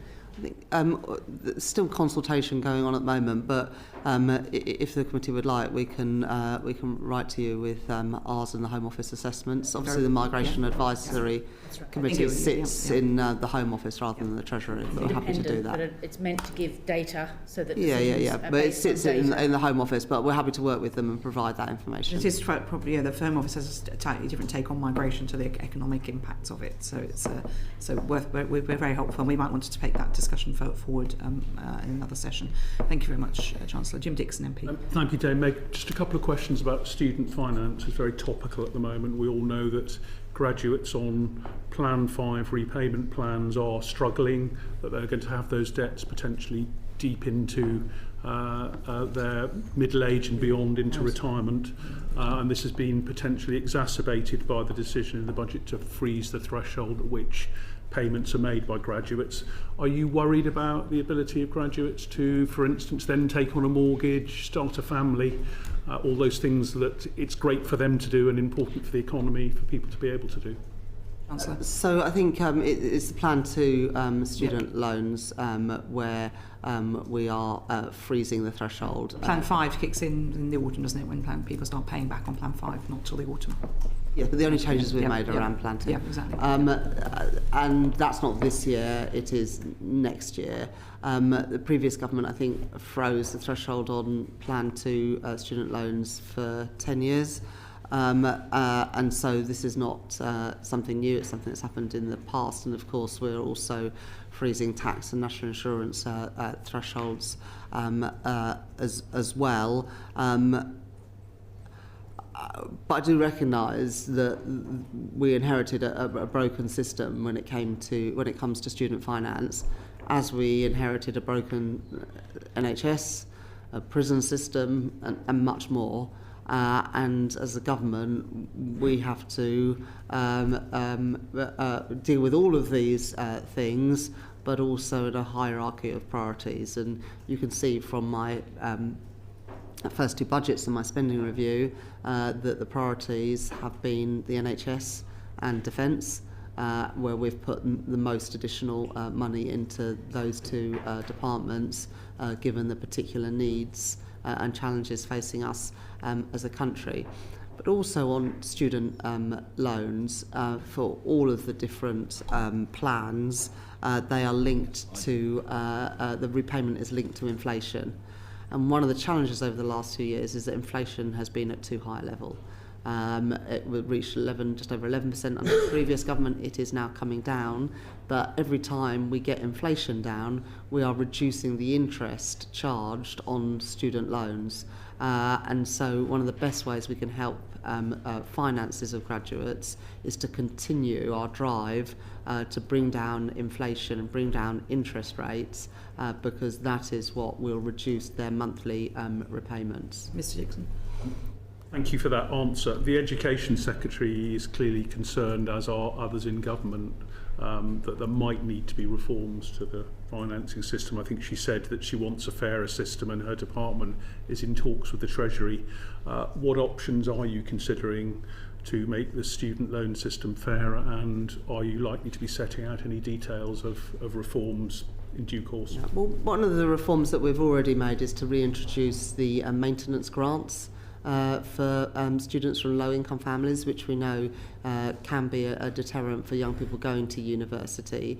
And we're also uprating maintenance loans, which had previously been, I think, frozen. So we are making reforms to the system for people going to university today, whilst also bringing down inflation and interest rates to help graduates who are currently repaid.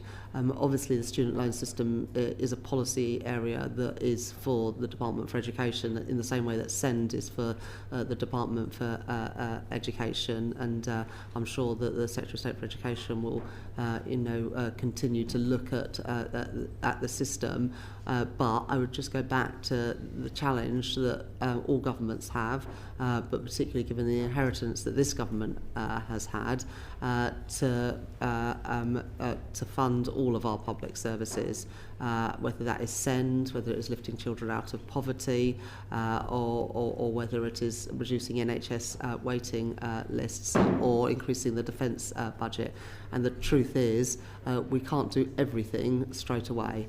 And I do believe that the priorities of investing in the NHS and in defence, but also in the most recent spring forecast to put aside that much needed money for SEND, are the right policies and is the right approach. So it is possible that the Secretary of State is going to come forward with some changes to the student loan system because of the unfairnesses we're seeing and which are being highlighted? We've already made some changes around maintenance loans and maintenance grants, but any change that we made would have to be fully costed and fully funded. But this year, the thresholds for repayments are going up. And inflation is coming down, which will reduce the monthly repayments. Thank you, Damien. And of course, it would be, presumably then from what you're saying, it would be a matter for a future spending review, for the next spending review round. Yes, and it would be weighed up against other priorities. But it would be a bid by the Department for Education if there was any.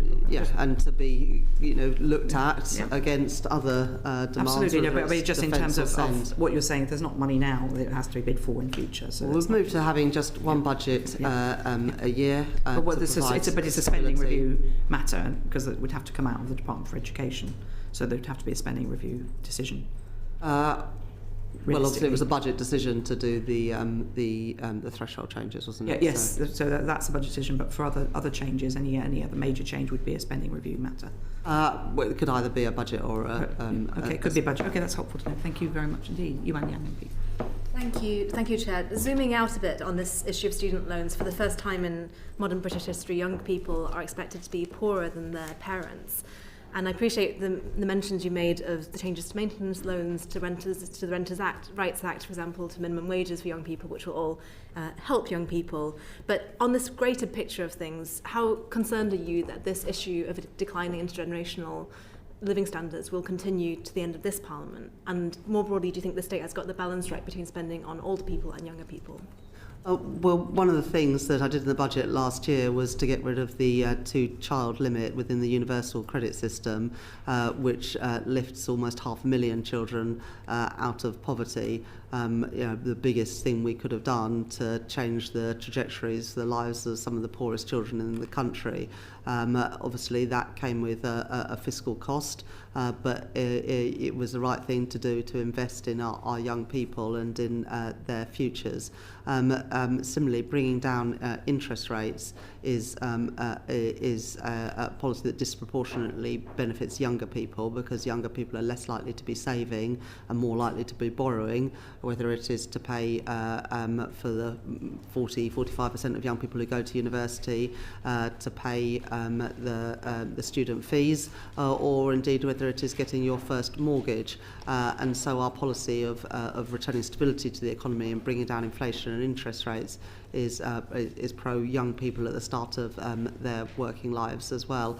In addition, we're building 1.5 million homes, which is particularly good for young people and first-time buyers getting a start on the housing ladder. So I think there's an awful lot in our policies, and indeed the £4.1 billion additional we're putting in to send every single year to give children in our schools a good start in life. So I just don't accept the premise at any level at all that this government is not supporting young people. Thank you, Ms Young. Yes, and Chancellor, you talked about your youth guarantee and apprenticeships to help deal with the record youth unemployment. But can we turn to AI? How do you see AI? It's obviously could have a massive effect on the economy and employment. Could you tell us what assessment you made and what the Treasury is doing to evaluate its effect on the labour market? Look, AI is already having a big effect on the economy, and some of the real-time data on productivity show that productivity has actually been pretty strong in the last year or so, and part of that, although we're still working through the numbers as are other economists, but part of that will reflect a greater use of technology and AI in the economy, whether that's in public services or in the private sector, and that gives real opportunities for us as a country, particularly as a country that tends to adopt technology faster than some other countries around the world. But all the evidence from history, from any other sort of industrial revolution or technological change, is that countries that embrace that change and get the front of it benefit the most from it in two ways. First of all, you attract the businesses at the frontier who are creating the new technologies, and also countries that adopt in the wider economy and through the skills system the ability to use and work with the new technologies as well. So that's why, as a government, we are embracing this moment. If you think about our skills mix, and we've got a highly skilled economy. If you think about our universities, which are some of the best in the world, our R&D spending, which is going up, all of these are reasons to think that we're a country that can really benefit and reap the rewards of these new technologies. And I'm determined that we are. But that does, and it links back, as you right at the beginning of your question, to opportunities around jobs and skills. And it is absolutely imperative that we therefore tilt our education and our skills system to ensure that people have got the skills to be able to use and work in these sectors. Obviously, there will be dislocations in the labour market, but what matters is how you respond to that and whether you're giving young people skills they need. And we're working, again, this is about the active and strategic state, working with the private sector to skill and train people up, whether they work in small businesses or larger businesses, to be able to embrace these new technologies. So Glenn. I don't really disagree with any of that, but Yeah. the point is there's rapid change. There people are saying that in 2 years call centres won't exist. There could be significant segments of both geographically and across the age distribution of jobs that will not exist. Can you give us any more information about what the Treasury thinks about the job losses consequential of AI? Because they are real, and you'll have to deal with those as Chancellor in real time, even if there's a positive effect overall of AI for productivity. Chancellor. Britain has already attracted many global tech companies to this country, and we're also growing our existing businesses. So one of the points of the pensions reform, for example, is to enable innovative businesses that are starting in this country to scale in this country, and changes to the listings rules and the tax incentives for entrepreneurs and scale-ups is all about trying to keep those businesses in this country. And we're having some success on that. Spin-outs from Google DeepMind are only staying in this country because we managed to keep DeepMind in this country. Wave, a great technology company based in Cambridge, is employing I think 1,500 people in the UK now. So there are jobs to be had in this sector as long as we stay at the cutting edge of those technologies and are training people up to do these jobs, which is what some of our skills and educational reforms are about doing, but also working with the private sector, who are putting huge resources in as well to training people up. I understand the emphasis you put on, I think, policies that were some of which were started in my tenure as Economic Secretary, which I agree with respect to investment and growth for capital. But what I'm suggesting to you is that the impact and jobs lost in the immediate term is real and significant. Now, you can talk about training people to the future, but what assessment has been made by the Treasury about jobs lost to AI in this Parliament? Mr. Nye. Well, we are also working closely with the Department for Science, Innovation and Technology's Future of Work unit, which was established earlier this year. That unit's job is to provide analysis to ministers across government on the impacts of AI on the economy and labour markets. It's backed by a panel of businesses and trade unions, and its job is also to help advise on any new policies that should be implemented as a result. So that is sort of the primary mechanism in government for some of the analysis. Because a lot of businesses are very worried about it. Well, they were established earlier this year, but we can probably write to you with where they've got to. We've spoken to chief execs of banks and financial institutions worried about the cohort that will just lose, they won't need because of AI, but then how they're going to grow the next middle managers. So there's a very big question here, isn't there, Chancellor, about how we make sure those jobs of the future are provided in real time to fill those gaps. In the spending review last year, we invested in things like sovereign compute, the biggest supercomputer up at Edinburgh University. Things like this are about ensuring that when a scale-up business or a multinational business is thinking about where to invest, they choose the UK. That's where we get the jobs from. But if you're working in a bank now at a middle level, graduate, postgraduate trainee level, graduate trainees even, then there are those jobs no longer exist, which we've heard thousands will be going in that sector. one, they worry about how they're going to grow those middle managers, but they also worry about the people who will not be employed, and that's thousands and thousands of people. But there are also thousands and thousands of jobs being created every single day. And that's the plan, is that they technology. Will, so the plan will be to replicate, that will create the new jobs to counterbalance. As in every wave of technological change in the world, you've never been able to hold on to the past. What you have to do is embrace the future, but the government have got a key role there in making sure that we skill people up. But I take my city of Leeds. It was built along the canals with the with the mills. The mills now host great start-up and scale-up businesses in technology. No, actually, on the edge of my constituency, Castleton Mills, or in the centre of my constituency, Sunnybank Mills, now employs as many people today as it did when it was a woolen mill. But now it's created. I just really wanted to just get your alert to the challenge as the disruptor businesses come in, that some of the old jobs will go, and there will be a potential time lag between the old and the new jobs. I am an optimist about these things, not a pessimist. There are more jobs in the economy today than when I became Chancellor of the Exchequer, despite the extraordinary growth of technology and AI. Every industrial revolution has resulted in changes in the jobs that people do and the way that they do them. But more people are working today in the UK than any year apart from 3 in the last 100. So I remain positive, as long as you've got a government that is working with business to make sure that we are skilling and training people up, and that is exactly what we're doing. Thank you. Bobby Dean MP. Thank you, Chair.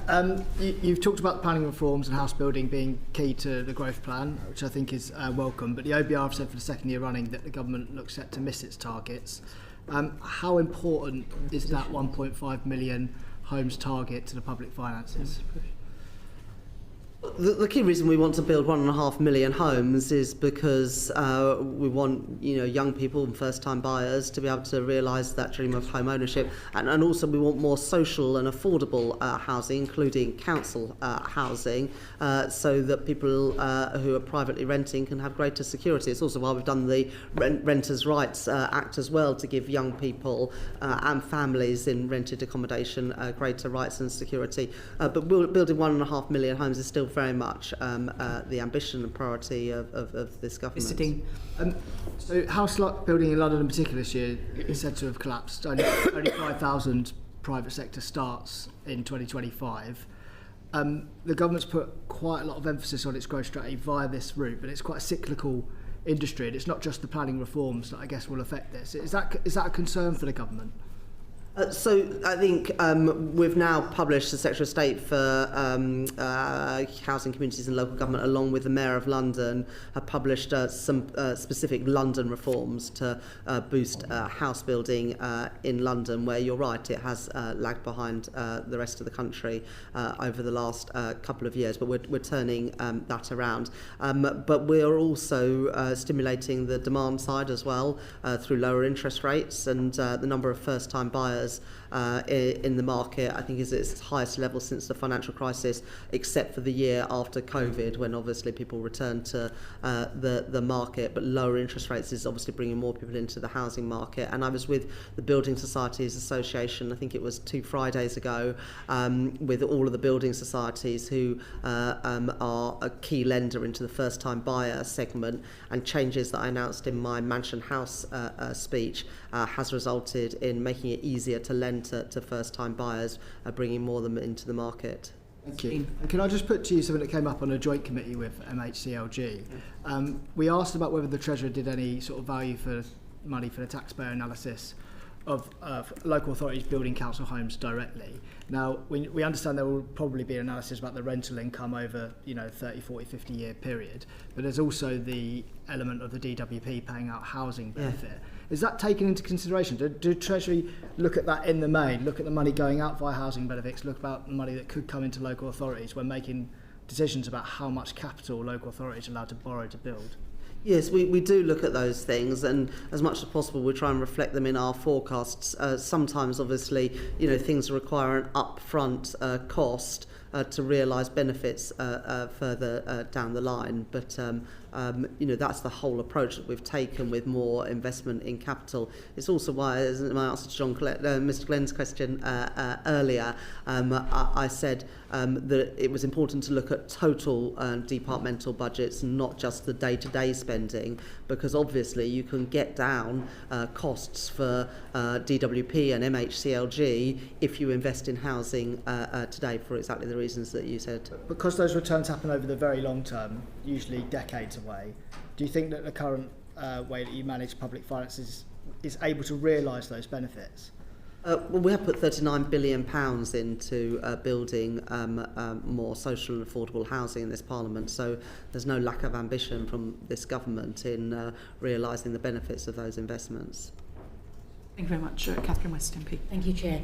In terms of the 39 billion which is already profiled across the 10 years, if some of that could be released at a pilot scheme level so that local authorities can actually start building on their own land, which of course provides a very quick planning application, and in fairly small bunches, for example disabled housing, but it does create the chain back into both registered social landlords and councils.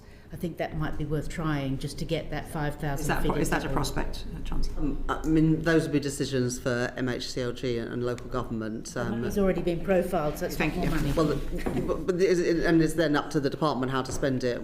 I would just say, as a government, like I said in the previous answer, we do not want to micromanage departments at the Treasury. I do not believe, as brilliant as my officials are, that the Treasury always knows best. And well, that's a first for a Chancellor. Quite radical. A radical change of direction. It might be a radical change, but trusting colleagues and other departments. Actually, dismay from officials. Mr. Glenn might have a question about that. Dismay from officials behind you, I have to say. No, I joke. But, well, that'll be interesting. Other departments will be interested to hear that. That's probably the most newsworthy of today's session. But before we finally finish, I just wanted to. We had a bit of delay in getting a recruitment going for the new chair of the OBR. Was there a reason for that? We wanted to make sure that we understood what the skills and the qualities we were looking for in a new chair. We were always different. Are they different? Do they materialise as different? Well, you've seen the I've seen that, but I didn't notice a particular difference. That's what one of the things that we've been working with the other two members of the BRC is what the role is of the OBR and the BRC and how they do their forecasts. And so we've done that work and now advertised this role. We always knew we wouldn't have a new chair in for the spring forecast, but we will for the next budget. Okay, so do you know what's the recruitment timetable currently? I think the applications closes at the end of this month. Yeah. Okay. So because we'll obviously want to see them as we have to see them as a pre-commencement hearing in order to do that. Can I thank you then very much indeed for your time, Chancellor, and for Mr. Stinay. A transcript of this will be available for the hordes of people out there who want to see it uncorrected on the website in the next couple of days. Thank you to our colleagues at Hansard. Thank you to our colleagues at Bowtie for the broadcasting. Thank you again, Chancellor. Thank you, Chancellor. Thank you very much. Order.